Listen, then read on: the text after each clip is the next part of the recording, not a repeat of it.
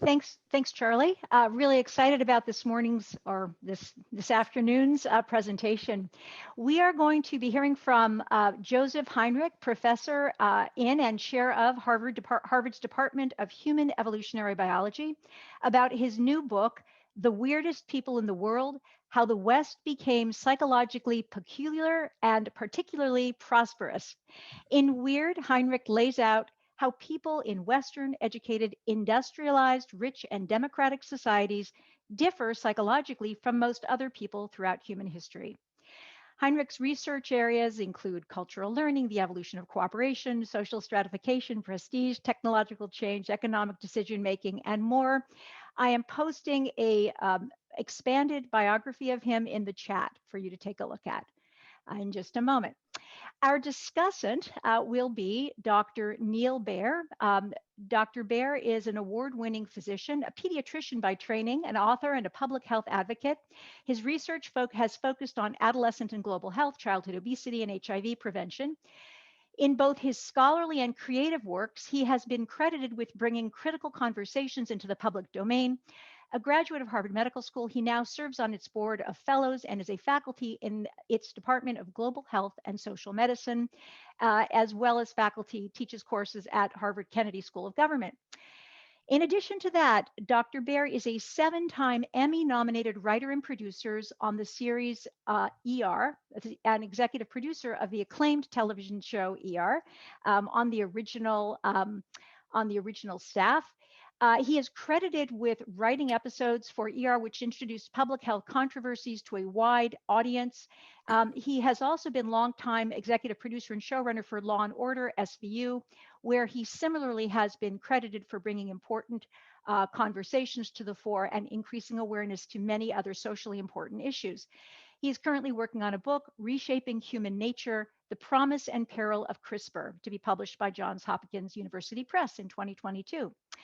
And with that, I will turn things over to Professor Henrich, and excited to hear from both of them. Okay, thanks, Barb. I'm just going to share my screen here. Hopefully that'll work. All right, hopefully you'll see my screen and it ought to advance in the near future. Yeah, it's great to be with you all, such an esteemed group, and thanks to Charlie and Barb for inviting me and Neil for participating. I just want to spend a little time today, before we get into the discussion, giving you a brief overview of the new book, so The Weirdest People in the World. And Barb gave you a sense of the acronym, so Western, educated, industrialized, rich, and democratic. Okay, so there should be a new slide up now. Yes, okay, good. I've had some problem with that recently. So now the book opens with a question that two social psychologists and I, Steve Heine and Aron Zion, raised in 2010 in Behavioral and Brain Sciences. And we had reviewed the social science literature from behavioral economics and from psychology. And what we found is not only was there substantial psychological variation in lots of domains, where if you looked at psychology textbooks or behavioral econ writings, you wouldn't know about, but that the populations most commonly studied by researchers were often, not always, but often unusual when placed in a global perspective. So you can see I put two global maps with country level data up for individualism around the world, and the difference between trust of outgroups versus in-groups, which varies a lot. So not only is it that there's substantial psychological variation, but our picture of this variation is distorted by a kind of biased sampling. This applies to things that economists care about. So economists reduce all of psychology to beliefs and preferences, or the kinds of things that cognitive scientists talk about. So things like attention, memory, perceptions, reasoning styles, and decision biases. All right. Oh, and I put up these two because, you know, in the book, I'm not going to spend time on this today, but I do make the link between psychological patterns and the functioning of contemporary secular institutions which co-evolve with these psychological patterns. At least that's the argument. And that leads to differing rates. That helps us understand differing rates of innovation and the functioning of economies around the world. But really the key question that I'm interested in today in terms of what the book covers is how do we explain the psychological variation? And so the underlying theoretical argument is that our minds have evolved. We're a cultural species. I'll make the case about that in a second. But that our minds adapt ontogenetically and over cultural evolutionary times, meaning non-genetically. We can talk about the genetics later, but non-genetically to the institutions, languages, and technologies that we confront in the environment. So I'm going to talk about probably the most fundamental of human institutions, kin-based institutions today, but we can think about this as a more general way of approaching explaining psychological variation. And then I'm also interested in the implications. So I mentioned that the different psychologies are going to function more or less effectively or fit better with different kinds of institutions. So that's going to be important. One of the questions the book takes on is why was it that after 1500, these populations in this obscure part of Northern Europe were able to expand, conquer, subjugate, commit genocide, and do all kinds of things, dominate economically around the world over the last few centuries. And at the same time, I also want to understand the peculiar developments that occurred in Europe over the last 1,000 years. So the commercial revolution in Europe begins around 900, the legal revolution in the High Middle Ages, and eventually the Industrial Revolution, which is pictured on this plot, occurs since 1800. So this is the massive increase in income that's been experienced in European and European descent populations over the last 2 centuries. And economic historians argue this is really driven by innovation. So you have to explain why innovation dramatically accelerates after 1500 and even more after 1750. Just making a point that I've had to add to my talks, because sometimes if you read the book, this is clear, but it's not always sufficiently clear in my talks, is that there's no normative claims about whether this income and this innovation is good, because of course, as we all know, the Industrial Revolution leading to globalization is damaging the environment and could eventually initiate an ice age again. So there's all kinds of potential downsides, as well as the increasingly long lives, reduction in infant mortality, and other things that parallel these same trend lines. All right, so this is a phenomenon that needs to be explained. It's like we're studying baboons, right? Okay.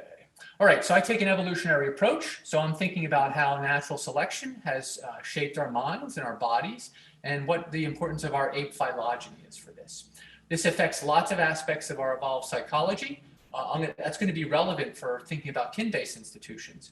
But I've pulled out those aspects of our minds that have been shaped to allow us to learn from others. And so I lay out this case in The Secret of Our Success. Now, for our purposes today, the important part, I'm going to skip that.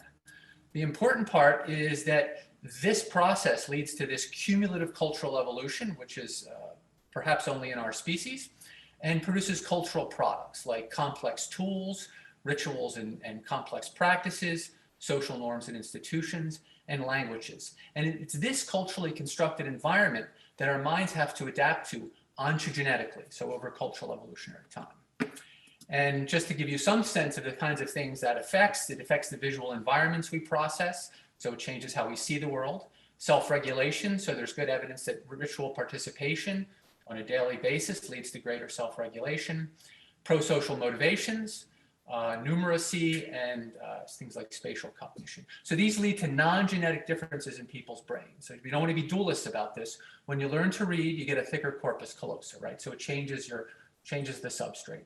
There's no ghost in the machine. Okay, so today I'm particularly interested in social norms and institutions and how these create affordances and incentives that our minds adapt to help us better figure out a way through these culturally constructed worlds.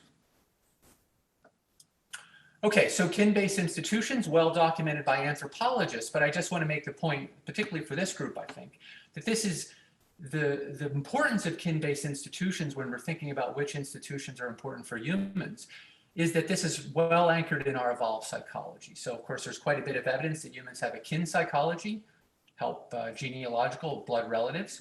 But of course, kinship systems extend these to more distant relatives. So in lots of societies, there's a group of people you call brother and sister who are actually a type of cousin, right? So it's attempting to manipulate this piece of psychology. Pair bonding, something we share with gorillas probably, forms the basis of the institution of marriage, which then has a whole collection of norms that vary across society, but ultimately anchored in some kind of pair bonding psychology. And incest aversion, so like other primates, other animals, we have to avoid sex with close relatives, but then these can be extended to create incest taboos. Now, one of the main arguments in the book, and some of you are interested in social networks, is that this is actually a very basic way or fundamental way that social norms manipulate the kinds of social networks we form by figuring out where we live, who we can marry, who we can have sex with, those kinds of things. And so it shapes human social networks and then shapes the the kinds of worlds we have to adapt to. Okay, so just a couple of cautions. So we're thinking about global variation and variation within countries. So we want to think about this as continuous variation. Individuals vary, groups vary, villages vary, ethnic populations vary, all dependent upon social interaction and learning over generations. This is very much an anti-essentializing approach. So we are thinking about cultural evolution. It's dynamic, it changes over time. Probability distributions are shifting. So we're kind of, it's a solution to the problem in which humans tend to stereotype groups and stuff. And then finally, it's crucial not to set up a weird versus non-weird dichotomy in your mind. So when we coined the term weird in 2010, it was meant as a consciousness-raising device to remind researchers that their subjects they're studying might be psychologically unusual, and they have to think about the challenge of generalization. People have gone on to use it, and even some psychologists have tried to use it as a theory where they break down the acronym into subparts, but don't do that. Okay. And I also, for this group, I tossed in this paper. My colleague Dan Lieberman, working with Mike Girvin, recently wrote this paper called Weird Bodies in Evolution and Human Behavior. And the weird problem also applies to our physiology and anatomy, which might be a bit non-intuitive for some. So for example, if you study feet, you can get the wrong answer by studying weird people, because weird people tend to have flat feet. We grow up wearing shoes, and this shapes our anatomy in important ways that can lead to false inferences when thinking about the paleoarchaeological record or the paleoanthropological record. It also shapes our running form. So whole generations of people have grown up strapping pillows to their feet when they go running, and this has caused them to do heel strikes, which means even something we've evolved to do like running is shaped by the particular cultural environment. Microbiome, of course, of weird people is depauperate. Body temperature, you can't bet on that by studying weird people. Body temperature has been declining for a century. Medical ideas like the connection between chronic inflammation and heart disease doesn't hold in populations possibly with high parasite loads. And the patterns of hormones like testosterone in men depends on the marriage system. So if you study a monogamous society, which most human societies haven't been, you get the wrong answer about these hormonal patterns. So the weird problem is a very general phenomenon. All right, let me briefly sketch the main idea in the book, just to give you the broadest overview. So I'm trying to explain a series of patterns about weird psychology, inclinations towards individualism, analytic thinking, less nepotism, trust in strangers, things like that. Now, my first mover in the story is actually a particular brand of Christianity. So not Christianity in general, but the group of Christians that trace to the Catholic Church, to what was the Western Church in late antiquity. And this church gradually, over several centuries, adopts a series of marriage and family policies that dissolve the intensive kinship groups in Europe that look just like the ones anthropologists had studied in lots of other places, and eventually breaks them down into monogamous nuclear families. And I'm going to argue that this actually shapes how people think about the world, because it changes the institutional world you need to navigate.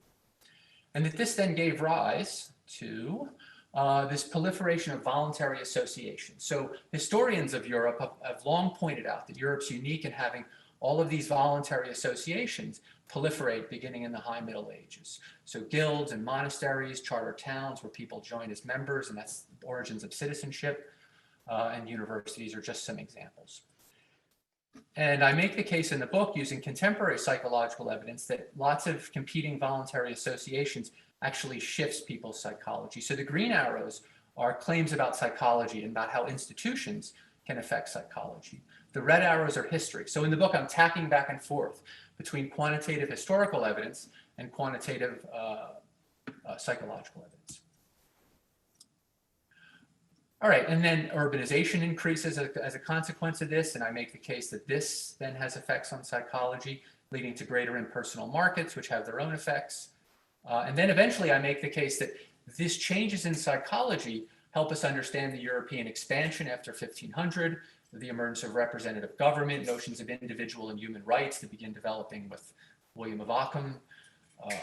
Protestantism is an unusually individualistic faith that only makes sense in the light of these psychological changes, and greater innovation, financial markets, and economic growth. All right, so I'm just going to say a little bit about this arrow, the historical arrow, and then this one, the psychological arrow. won't get to these other ones. All right, so this idea that families are really important might be non-intuitive for many viewers, because our families are relatively small and unimportant, although they might be personally important in terms of thinking about how politics and economics works. That's because we come from the society with the simplest and least important families in human history and around the world. So if we take, so this is from the Ethnographic Atlas, so this database that anthropologists put together in the 1960s, over 1,200 societies. These are 5 traits, and one is bilateral. This first one is bilateral descent. So most of you probably track kinship through mom and dad roughly equally. Most societies don't do that. So over 70% of societies don't do that. Most societies have cousin marriage, preferred or common. Only 25% have little or no cousin marriage. Monogamous marriage, 85% of societies allow men to take additional wives. Nuclear families, very rare, so 93% don't have nuclear families, and neolocal residence even more rare. If we add these up, we can see that most societies are here don't have any of these kinship practices, so this is just over 50%. And we can go all the way down to here. The ones that have 5 are almost all special cases. So they're either European descent societies, so they got it from the church, or they're Christianized early, which means they got it from the church too. So places like the Philippines and North American populations. All right, so families are a good place to look historically and developmentally, because families are the first institution that children encounter when they enter the world. So they have a good chance to shape people's thought. Okay, so then the question is, when and where did European families develop these monogamous nuclear families? And many people think that this happened with increases in income, so economic growth and whatnot. But that's not what the data says. You can see the nuclear families becoming more common statistically by 1500, but there's lots of reasons to think it happened earlier. So something like, to get a sense of how and why it happened earlier, you can think of a term in English like sister-in-law. And many people don't realize we have this weird term. Why is it in-law? What's the law? Well, the law is in canon law.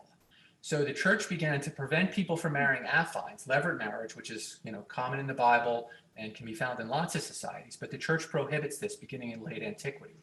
They also begin prohibiting marriages to cousins, eventually going out to 6 cousins. So, I mean, as a practical matter, that's impossible to track for most people. So it's just basically anybody you might be related to. All right. And so there's this whole set of incest taboos which begins to rewire people's social networks. Now, you're also probably familiar with this marriage and family program that the church employed to dissolve kinship groups.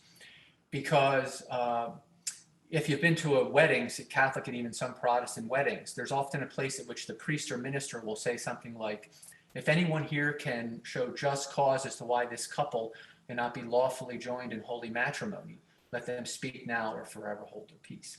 That's a holdover from incest inquests during the Carolingian Empire in the 9th century. And that's basically say, we got everybody here who might know. Does anybody here know if the couple are related? And if now's the time. Polygamy is, of course, banned, so that changes the kinship networks. Arranged marriages, the church begins to work against that. Unlike in most places, Christian brides have to say, I do, before the priest or minister. And most people don't ask the woman what she thought historically, traditionally. The church also discouraged corporate ownership of land and collateral inheritance, which have their own effects.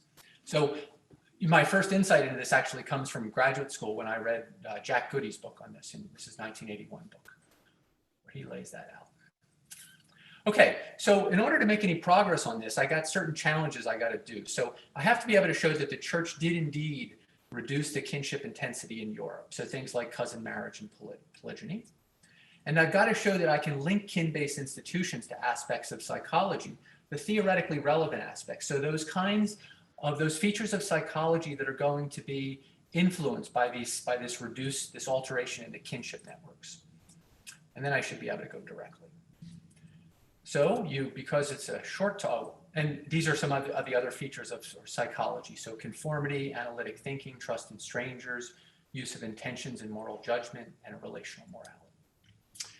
Okay, so to do that, we needed to develop measures of kinship intensity. So the first thing we did is we used those measures from the Ethnographic Atlas. to create a map of kinship intensity for different ethno-linguistic populations around the world. This was also done semi-independently by Ben Anke, who's in Harvard Econ. And so we actually get the same answer, so that's good. We also gathered actual cousin marriage data from actual marriages around the world. And in Europe, we use dispensation requests as a proxy for cousin marriage. All right, and then we can calculate the duration in which populations were underneath the church's marriage and family program as another measure.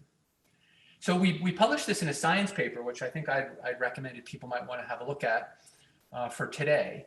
And we use this telescoping approach where we first look at the cross-national evidence to show that for lots of different psychological measures, we get basic patterns.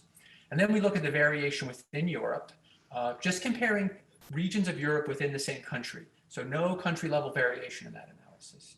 We look at second generation immigrants in Europe, and then we zoom in on Italy. So I'll just give you a quick taste of some of that. So this summarizes all of our cross-national results. So we combined our 17 different psychological variables into one measure, basically, and that's this one. So we called it the individualistic impersonal psychology measure. And here's the cousin marriage rates around the world. So the more cousin marriage you have, the lower your individualism and your impersonal prosociality, kind of trust in strangers, because you have a network you can rely on. You have this extensive network of kin ties. What do you need strangers for? And here we can show that the centuries under the medieval church of different populations, they tend to have lower cousin marriage. I'm just using cousin marriage here because it's easy to explain. I could also use the kinship intensity index. And then here, centuries under the medieval church favors a more individualistic impersonal psychology.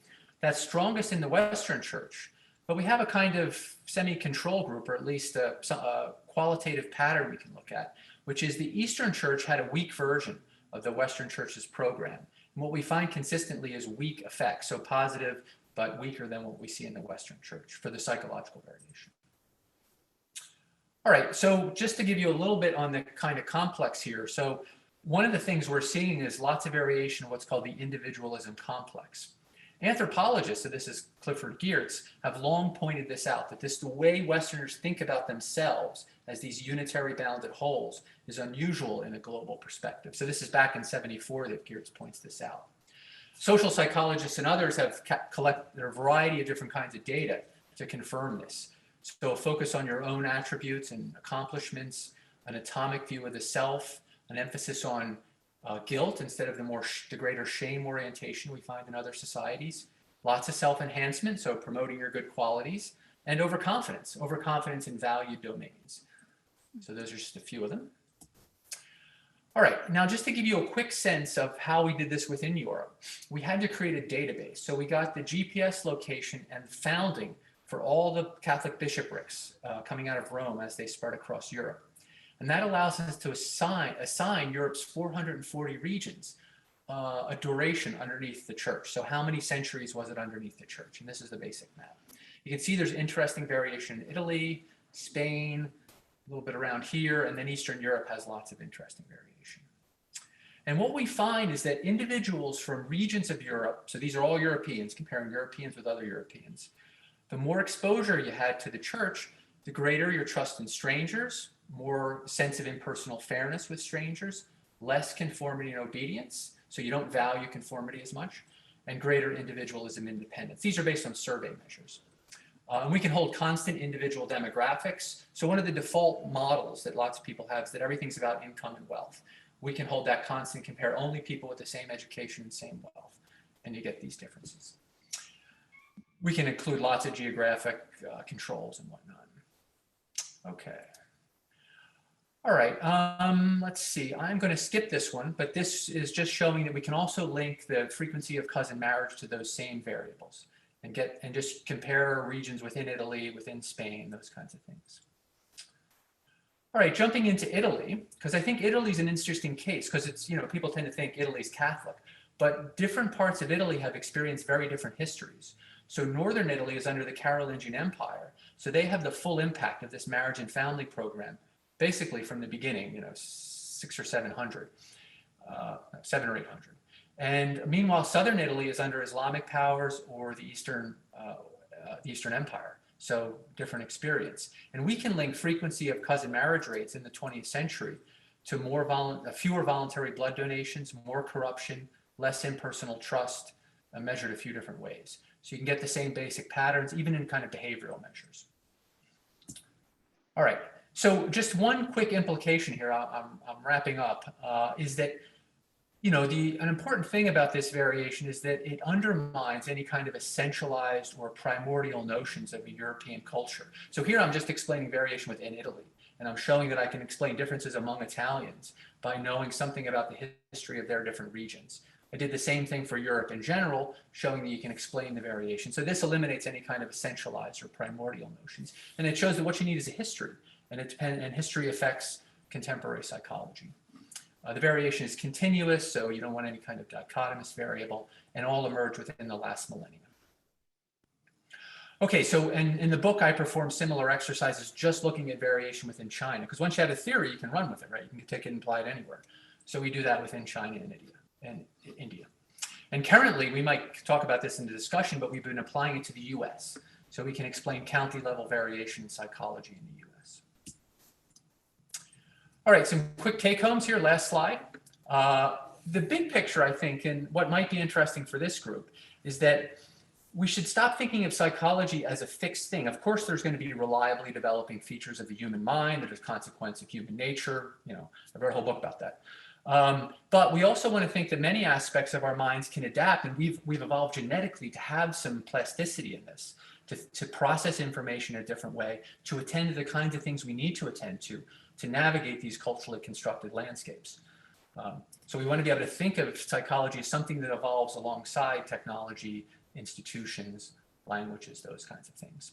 And if you're thinking about applied approaches, I'm not a policy researcher, but I'm interested in informing more applied, more policy-oriented researchers, is that history matters. So if you're thinking about whether a particular policy or program will function in a population, you need to think about how that population thinks about the world. So motivations, worldviews, all those kinds of things are going to matter whether the exact same policy works in one place but doesn't work in another place. And if in the absence of psychological information, we now have theories that history can help us figure out how people are going to think about things. All right.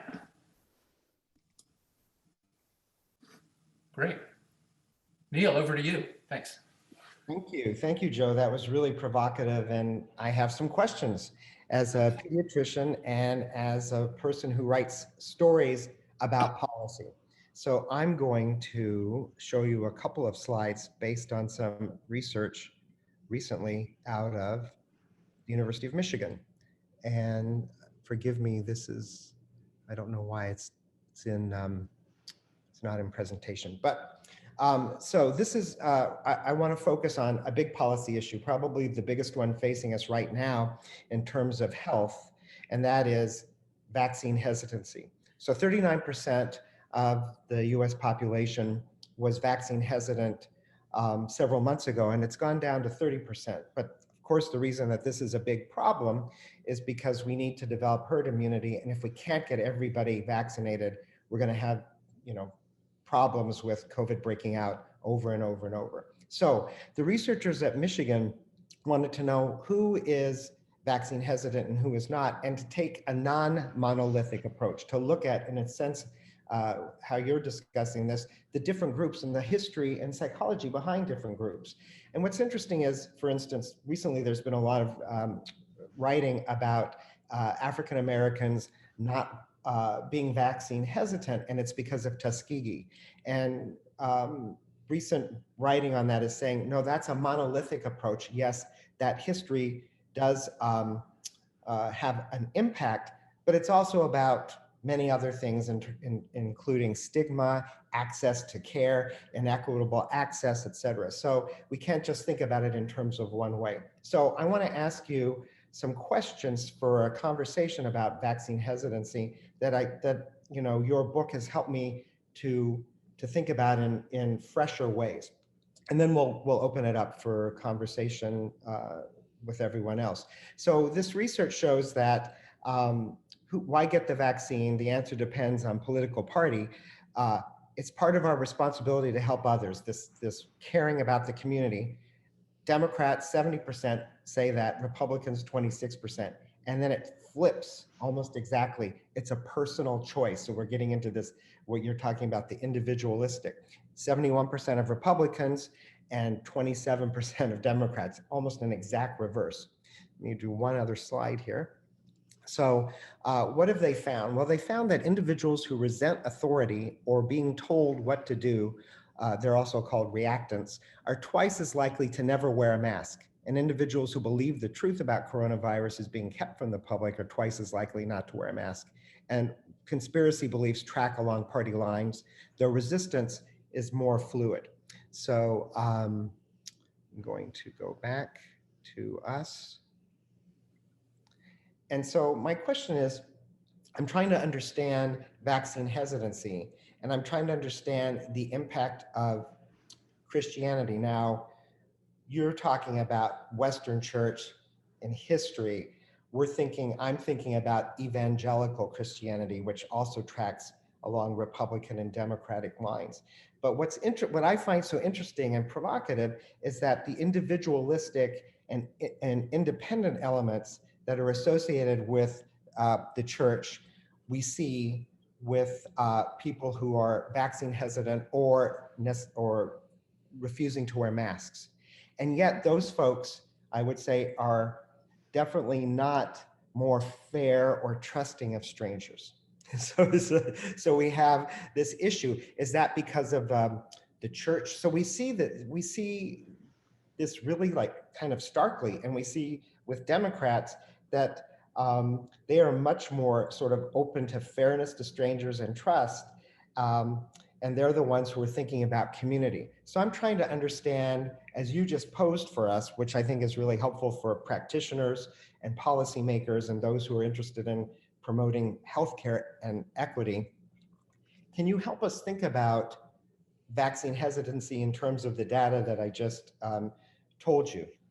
Yeah, well, so let me, so one line of research we have that could be running along the same lines as this vaccine hesitancy. So my colleague who I mentioned earlier, Ben Anke, over in economics, has done an analysis of counties that supported Donald Trump in 2016. And my lab has recently updated his analysis by folding in the 2020 data. And what he did is he takes this work done by the psychologist John Haidt. So John has these 5 moral foundations. And you can compress Haidt's 5 foundations of morality into a single axis that runs from kind of a universalistic morality, where people have a generalized, principled concern about justice and care for others, down to a more parochial end, or communal end, as Ben calls it, where people are concerned with hierarchy and taking care of your family and things like that. Divinity comes in there too, which could play into the religion end of things. And he shows that, of course, it's the case that this piece of psychology predicts voting for Republicans. But he finds that support for Trump over and above Republican support comes from this moral foundation thing. And it's actually a better predictor than economics, demographics. Knowing people's morality tells you a lot more about who they're going to vote for. And so what he can do is he can put in the vote share for each county for Mitt Romney or John McCain. And so this is the extra votes that Donald got over and above those other 2 guys come from this psychological difference. So what we've been doing in my lab is trying to explain the variation among US counties in this. And we find that a couple of things matter. So not getting many immigrants means you're at the kind of low end of the scale. Let's not make it an up-down thing. Let's make it a right-left thing. You're at the kind of more parochial end of the scale. And also having low residential mobility. So certain US counties, people tend to live there and there's generally not much internal movement. Those also tend to be at the low end of the scale. And so far, at least, our data is suggesting getting hit by shocks. So the US has experienced an increase in fires and other kinds of weather shocks due to climate change. And that's not affecting everywhere equally. And some places are being more affected than others. And those are getting more parochial. So there's a series of things going on that are helping to explain this kind of growing polarization. So I think that there's psychological variation being created by these factors that might be feeding into some of this. Do you think that in other parts of the world, that I don't know the answer to this, but we might see differences in, say, we're talking about vaccine hesitancy because they, as you're saying, have very different psychological experiences with church or with kinship, et cetera. It's very interesting in terms of kinship, because the way that we have found through our research in appealing to people who are vaccine hesitant is through their kinship. That 1 out of 4 Americans says that they have some kind of disability. So we tell stories and help them see that it's not about protecting the community, it's about protecting someone in their kinship area, like their wife with lupus, their child who has asthma, and yet that goes against the individualism in a sense, but it supports family. So it's an interesting, for me, a model or an example to look at in terms of what's going on right now in the US, in terms of how we use your book and understand your work in terms of a social policy. And we have so many questions. Sorry, go ahead. We have so many questions. I was just going to say, I mean, one piece of evidence that's out there, it doesn't relate to vaccines, but it does relate to kind of how well people responded in terms of public health measures globally. So the correlates, greater tightness, if your society is tighter, is good. So that means that you'll listen to authority and do what others are doing. High individualism, bad for following the public, because you want to do your own thing, right? You don't want to be told what to do. You set yourself apart by not wearing a mask or something. So some of the basic kinds of psychology that I talk about in the book have already been correlated. It's only correlated at the cross-national level on how successful public health measures have been. So tightness and individualism are 2 of them. And the other obvious one would be trust in government or trust in the larger society, that kind of thing. So with trust, it's all about who you trust, right? So economists tend to think it as dispositional, but that's because they're weird, right? But it's, do I trust my family network? Do I trust my town? Or do I just trust any stranger in the world? That kind of thing. And I think that's a helpful way to think about this problem, because do I trust the drug companies and what they're making? Do I trust the government and what they're saying? Do I trust, whom do I trust? And now we have all of these, we're bombarded in this echo chamber of social media where we can hear the same stories over and over if we decide to listen to those. So it's complex, but that's helpful for me to think about it. I'm going to jump to questions because we have a number of them and we don't have a whole lot of time. So I'm going to go to this question, and it's really understanding what's going on in Latin America, in the sense that Catholicism has had such authority and obedience, it fostered obedience there, and yet the questioner wants to know why is it so different that they emphasize authority and obedience and versus fostering individuality and nonconformity in, say, Latin America, which is a highly Catholic group of countries? Yeah, so for the most part, Latin America falls about where they should. So the thing to remember when we're calculating this stuff is we're using the traditional population. So for example, if we look at Peru, there's a lot of indigenous populations that get assigned a kinship intensity index of the larger of the groups from which they come. So when we do that, they're not very far off from where they should be based on their kinship intensity. And the other thing to remember is in the book, I lay out the case where, this process that I'm describing gives rise to Protestantism. And Protestantism is kind of a booster shot on all this because it's highly individualistic, highly oriented towards intentions. And so the Latin America obviously hasn't started getting this Protestant booster shot until North American missionaries have been spreading out across Latin America and proselytizing. So that's coming rather late, whereas Northern European countries, Sweden, Finland, places like that, have been Protestant for a really long time. So it's a matter of time in a sense. I mean, we do see a lot of the evangelical movement through Latin America. So it's really, they just haven't caught up yet in terms of the inoculation, you're saying. I'm going to jump to the next question, which is really interesting. It's like, so the questioner is asking whether you or people you work with have looked at, when you're looking at these psychological factors that in some way contribute to, or at least are correlated with different, are they correlated with different epigenetic changes in different populations? In other words, have you looked at, how culture, the environment, et cetera, have epigenetic influences, and what are the results? Yeah, so I don't have anything on epigenetics. That would be great.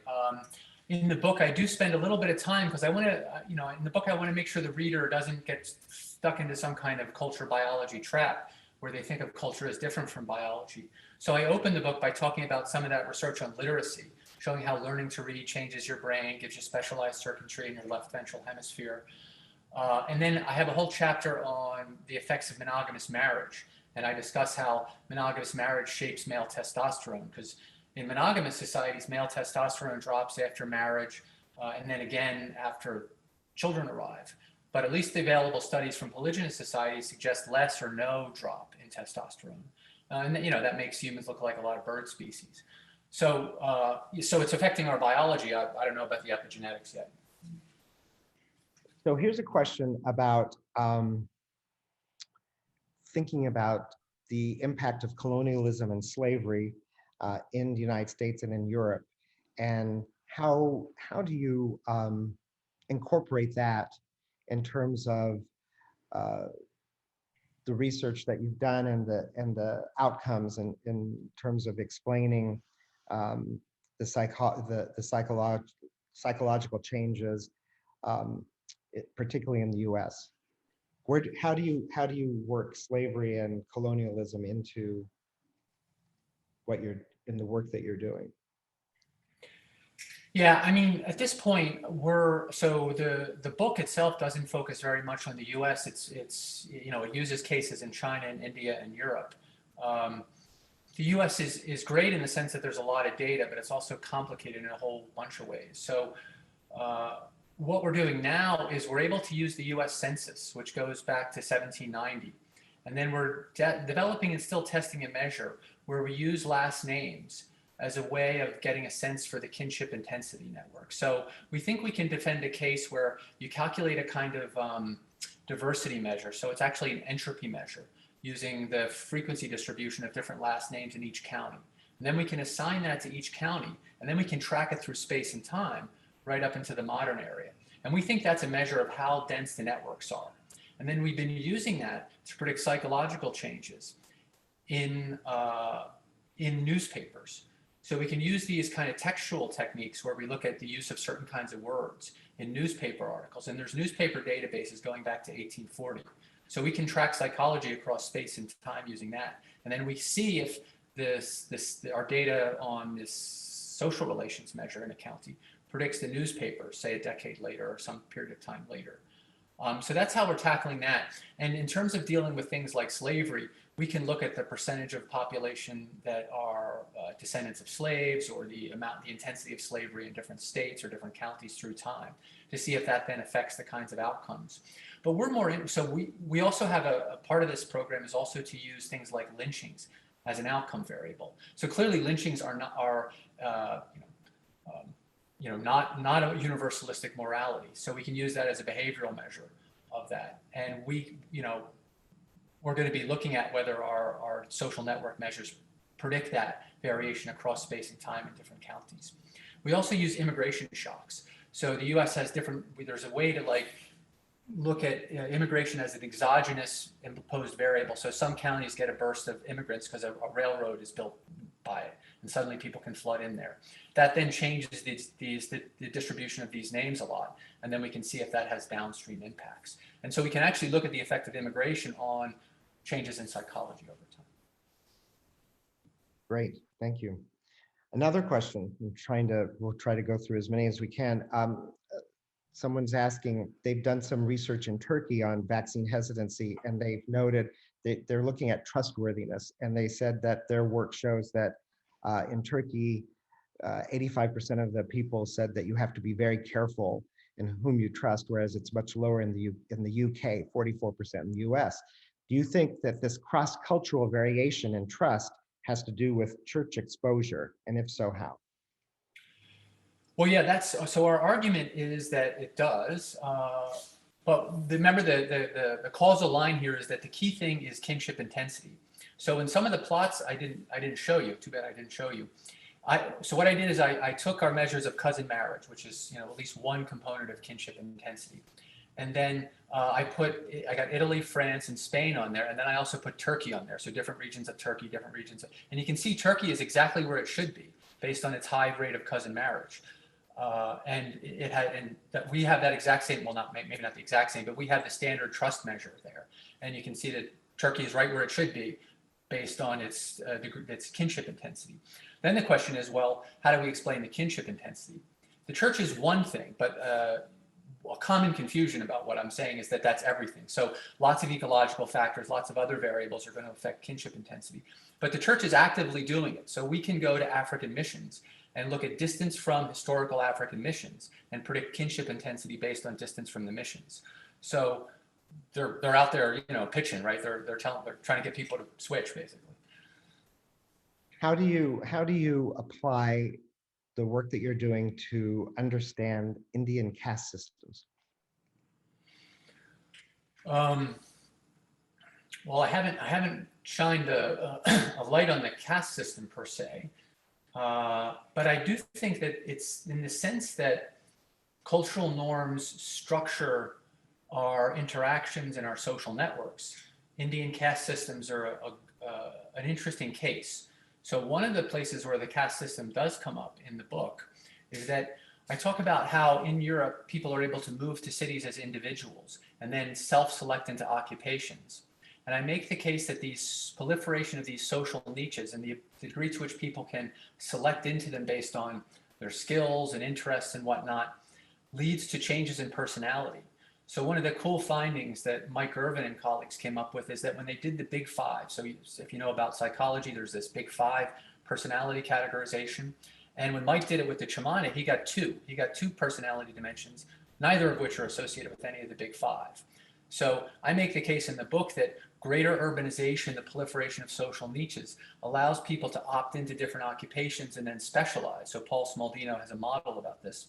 And that leads to this kind of proliferation of personality dimensions. And so the caste system is a nice opposing case because there your occupation is determined by your caste, or at least it was traditionally.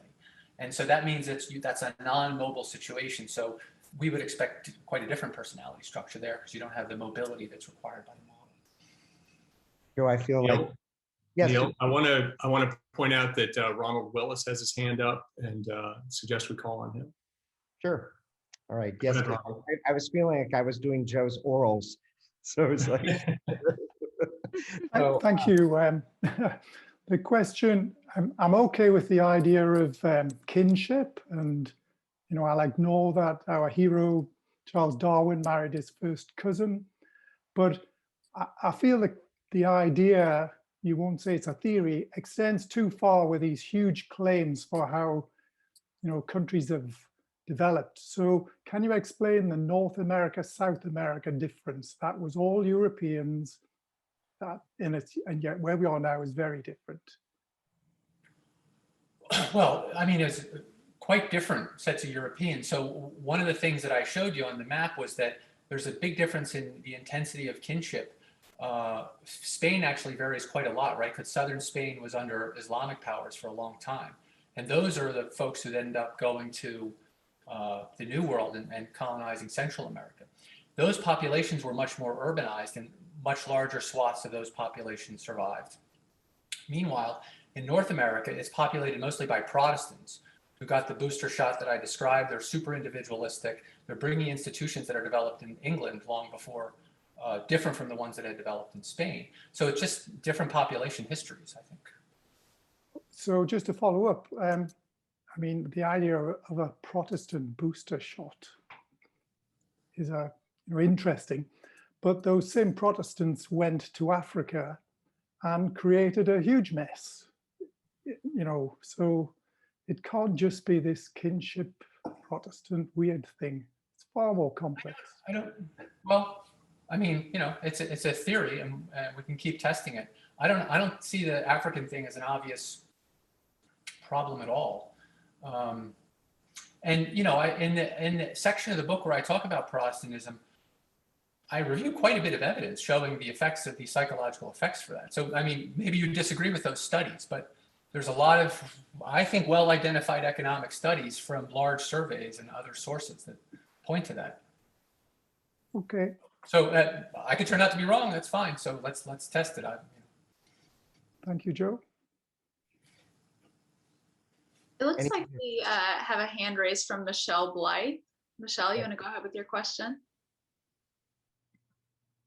Oh yeah, since I was asked verbally, I just wonder if this is more like a cause and effect issue. You know, did Protestantism, did Catholicism came to be in the form that it took in Europe because of cultural shifts that were already there and different? I mean, I feel like religion is not so much a cause of culture than as a product of it. Well, so in the book, I discuss studies coming from economics where they make the case that within Germany, there's a natural experiment. So I don't know if I could be misremembering, but the Peace Treaty of Augsburg, different German princes were allowed to decide whether their polity was going to adopt Protestantism. And the authors make the case that this was an idiosyncratic choice made for political considerations. And that means that you had different provinces within Germany that then became either Protestant or Catholic. And he then shows that knowing that fact can help you predict variation in contemporary psychology. So normally there's a causality problem, right? But there are these natural experiments in the world that at least give us the chance to get out of the correlation causation dilemma. Do we have time? Thanks for that question. Oh, I just want to ask, since we're getting close to the end here, Bob Perlman had his hand up, and then I think we'll let Neil and Barb say any final comments that they want to make to close out. So go ahead, Bob. Okay, thanks. You seem to lump Protestantism as a homogeneous category, but Max Weber, for example, really emphasizes the difference between Calvinists and Lutherans and other Protestant groups. And how does your analysis take account of the different Protestant traditions? Yeah, so that's what I say in the book. Is I say, the way to think about it is, once you open the door, you get all kinds of different religious beliefs, and that different Protestant groups in different areas had different impacts. So I analyze the effect of Unitarianism. So one specific brand of Protestant is in England on the formation of scientific societies, and that then links to the proliferation of British patents. So, I mean, you have to look at the specific beliefs that different Protestant groups have. I mean, a lot of them share a commitment to sola scriptura, so everyone had to learn to read the Bible for themselves, which itself, I argue at the beginning of the book, had a big impact.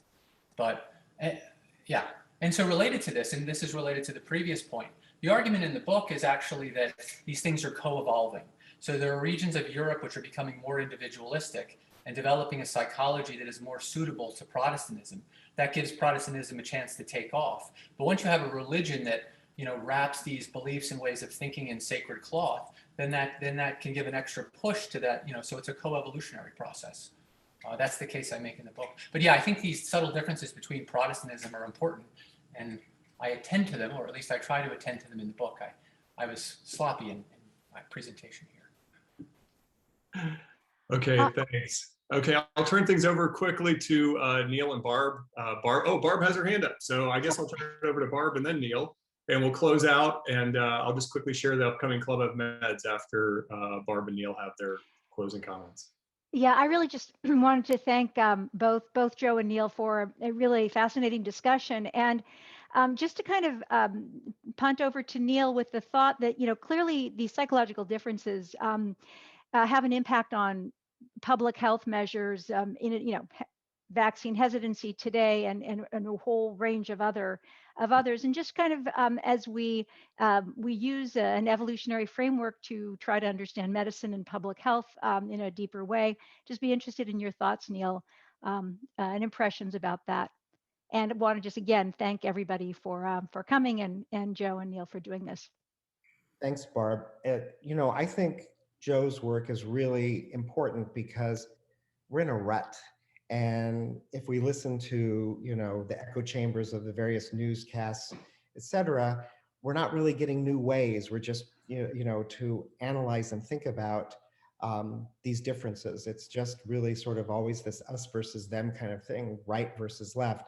And I think that this helps us to really think more deeply about why people feel the way they do, what the, what the influences are, and that it may give us new ways then to create outreach, because what we've been doing hasn't been working very well. So I think that that's really, for me in my own work, what I've taken away, and thank you, Joe, for that, that it's helping me to really think about the history, and that it's not so much that it's monolithic in the way that you're talking about these people, but we have to understand, it's not just the church, but it's the factors around the church and what they supported that changed family life and economic life and all of these other things. And now here we are, and we don't talk about those things.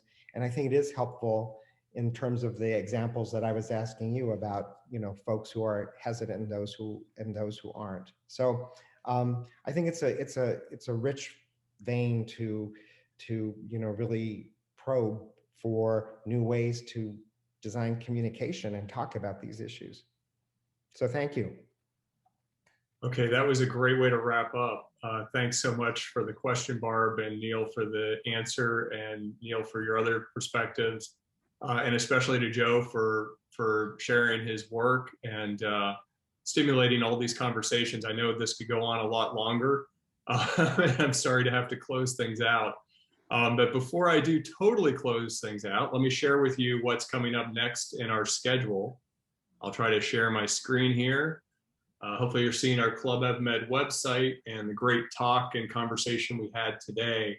Next Monday, I know it's a quick turnaround time for Club EvMed. We have another one by Zenaida Thayer on causes and consequences of fear in childbirth. Looks to be a really great topic, and should be a good discussion. And then after that, we have Elizabeth Archie and Chelsea Weibel talking about their really fantastic work published in PNAS recently. Die Young, Live Fast is accelerated reproduction and adaptive response to early life adversity in wild baboons. So if you're interested in the whole topic of life history strategies, this is, I think, going to be a definitive study helping people really understand those concepts. So please tune into that on April 21st. And I want to point out we have this postdoc spotlight and another one for graduate students later in the semester. You can see down here in June, I guess that's after the semester. Please fill out the form and nominate a postdoc or a graduate student or more than one. Or if you are a graduate student or a postdoc, you can self-nominate and hopefully be one of the people who will get to share your work on Club EvMed. We'll have 3 people in each of those events sharing their research. Okay, so with that, I'll thank everyone again for participating and our speakers for the really great conversation that they led, and hope to see you guys again soon. Thanks so much.